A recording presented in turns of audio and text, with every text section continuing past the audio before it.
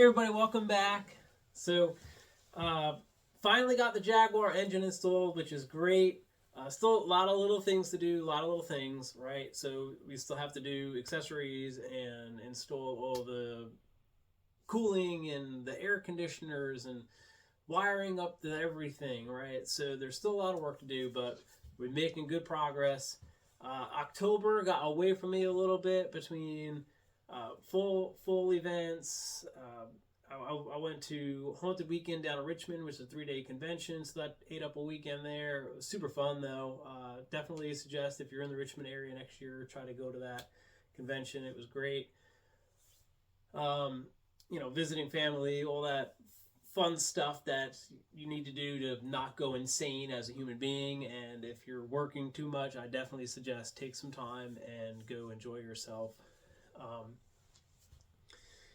But I do want to try to do a little bit more posting of videos. I want to try to get down to about a 2 to 3 week pace. This is more for me to just kind of push forward on the project. Like I said, we've got the engine in. A lot of the big things are out of the way. At this point, it's now just detailing, So I think I can knock some of that stuff out real quick. And hopefully by January, February this next coming year, it will actually be on the road and driving. We can actually take it on road trips this spring. So that'll be great. So one of the things that I was concerned about with this project originally was that it might look out of place with what we're doing to it. But after looking at it and installing it, unless you really knew that this stuff wasn't supposed to be in there, like it didn't come with the 4L60E and it didn't come with the Ford throttle bodies and the alternators the distributor's been removed and there's a whole different throttle system to it. Like, unless you really knew what you were looking at, you wouldn't really know that that stuff's been modified, which is kind of what I was going for, kind of a low-key modified Jaguar. I wasn't trying to do a 100-point restoration, because that's expensive and it requires more than just me. And I wasn't trying to do a hot rodded Jaguar where you look at it and you're like, oh, that thing must make 500 horsepower. So I kind of want to do something low-key, simple, make it look like just regular everyday used Jag. So I think we really nailed that with this project. So here's some of the details of what went into that work. Some of the details we've taken care of since the last video is making a cover for this hole so we don't get dust in there. And then behind it's just some silicone. We also had to build a dust cover. This is just a combination of the original dust cover from the 4L60E. Now you have to cut off some of the interior pieces that would normally be used and do some welding on some other bits and bobbles. And then I just made it mount to the factory position where the standard Jaguar one does. So it looks from far away, it looks relatively factory. The other thing we had to do was make this a little bit longer here. If you remember that conversation from earlier videos. So it didn't quite fit right and it was just hitting here. So I made this a little bit longer. And then the only modification we had to do was some slight bends right here. We had to bend this piece out a little bit, and then it connected pretty much as is from the factory. So that was good. And then on this side here, so to get the factory, to get the shift cable system installed, he provides this bracket that holds the original piece for the Jaguar on it and mounts to the original. This is actually the original shifter linkage from the engine on the Jaguar. You just swap them out, works great. So his bracket system's designed for the factory oil pan that does not have a lip here. Mine has a lip, so I had to install some studs and some spacers, but I think it's going to work. All right, so we did a test fit of the engine, and it found out that the dipstick for the transmission was hitting the frame rail, so we had to scooch that in a little bit. I did some comparison and looked in some images where the original dipstick, it mounts here, right? So that would actually be really close, and it gets tucked up behind this little coolant passageway here. It gets tucked up right behind there. So we modified the original dipstick with the new transmission. It basically comes straight up, and one of the things I found that is if you use the original location and you tried to hook it up into here, this would actually go almost straight up, and it would end up hitting the hood. So we had to spin it 180 degrees, and it comes out right outside of this area on the new setup here. So it actually is going to look pretty factory when you go and when you open the hood. It'll look pretty factory. So the other thing we found during the test fit was this was hitting the frame rail as well, this upper line here. So I shortened that, I bent that down a little bit more and tucked it in a little bit more.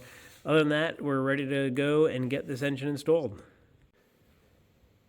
So for this project, we're using the coil packs from a V6 Mustang.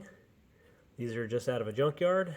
The reason why I went with the later version of the coil pack design, these are from like a 2001, 2004-ish era, is the older ones have this is same design but for a 6-cylinder. They have these humps on the bottom, so you have to build a mounting system that can accommodate that, whereas the newer ones, they're flat on the bottom, so you don't have to worry about that. And don't forget, so these are just from a junkyard, don't forget to take the condenser coil there, so just keep some radio noise down. So this is going to be a wasted spark technique that we're going to use with the MS3 system. So one coil pack will get one bank and the other coil pack will get another bank, and we're going to fire them with these two on 1 and 6, these two on 2 and 5, and these two on 3 and 4. So you want to fire each bank as if it's a inline 6.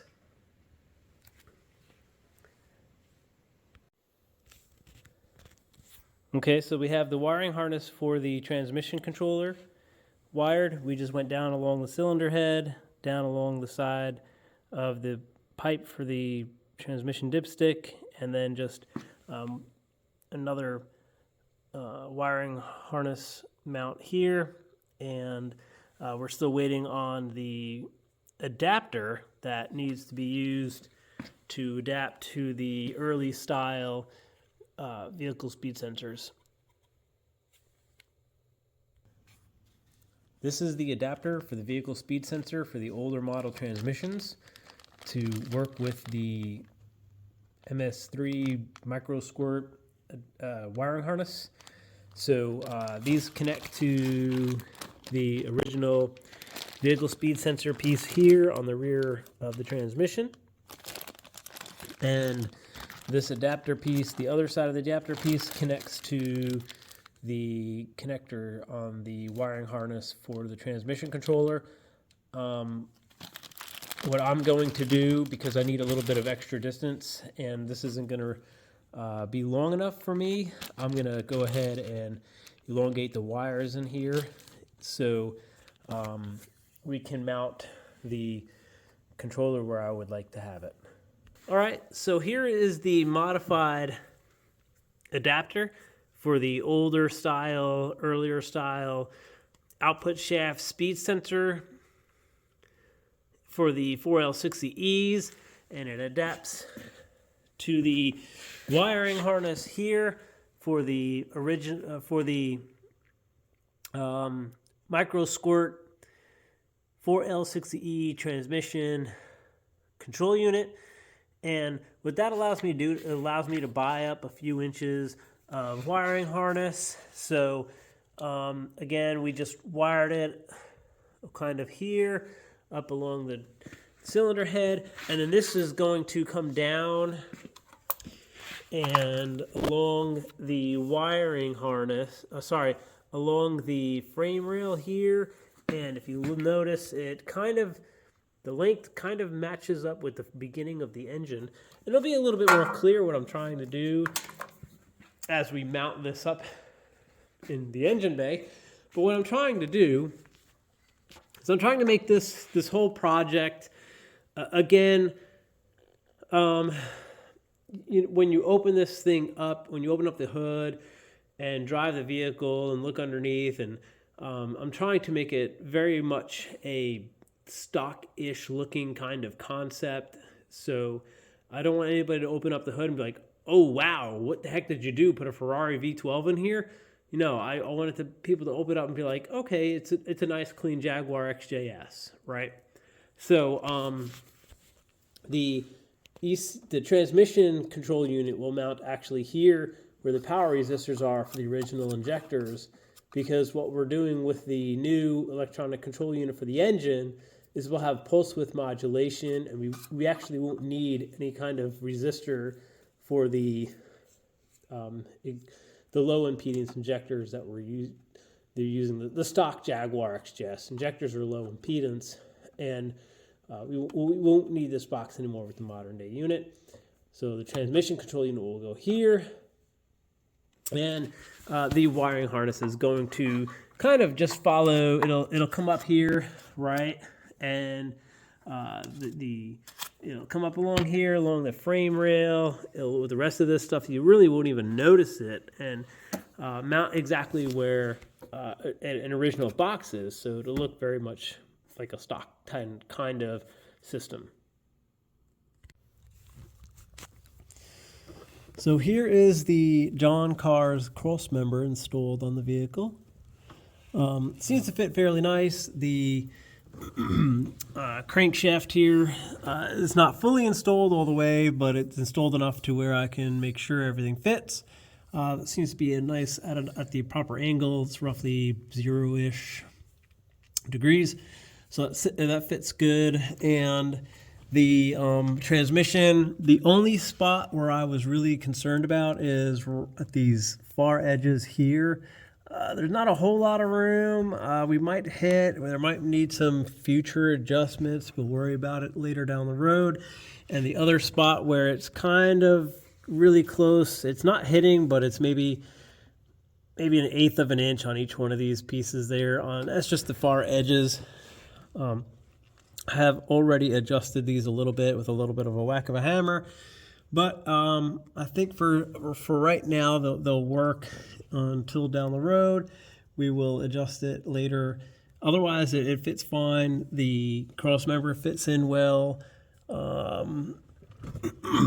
The wiring harness for the 4L60E, it's hard to really see the lights, but the wires are not hitting anything. The original wires for the car that go up in here, these guys right here, these are the battery cable and the vacuum line for the ECU. They're not hitting anything. There's no other hitting of the tunnel area or any other wires.